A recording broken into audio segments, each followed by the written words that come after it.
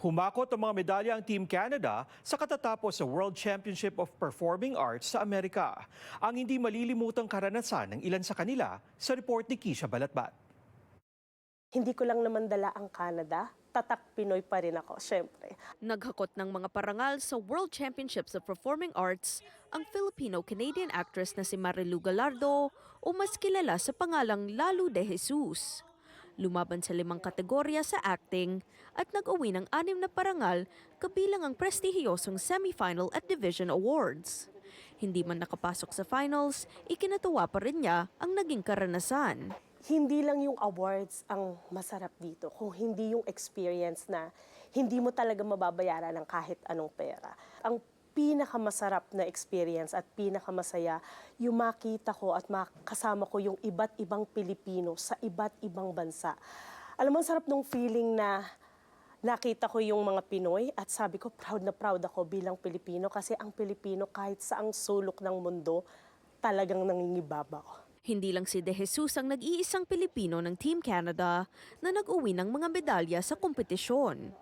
Ilang medals rin sa vocal category ang napanalunan ng 3 Pilipino mula iba't ibang bahagi ng Canada.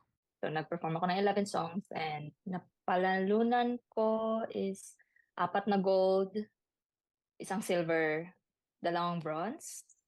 At nakatanggap din ako ng division champion plaque from sa rap na genre. I did 6 songs. So yeah, I am a gold medalist and I also got into semifinals. I joined 11 vocal genres and 3 genres with vocal and accompaniment because I did singing with piano, and I won 4 gold, 1 silver, and 2 bronze, and I also won 2 division plaques. Binigyang parangal din ang isa sa kanilang mga vocal coach. Sa over 60 countries, ako yung nanalo being a vocal coach in the world. So ako yung, at hindi ko yun inaasahan na makatanggap ng plaque at manalo. Layo naman nilang palawakin ng team sa mga susunod na taon. We're launching now a new program na tinatawag naming Canada's Ultimate Performer.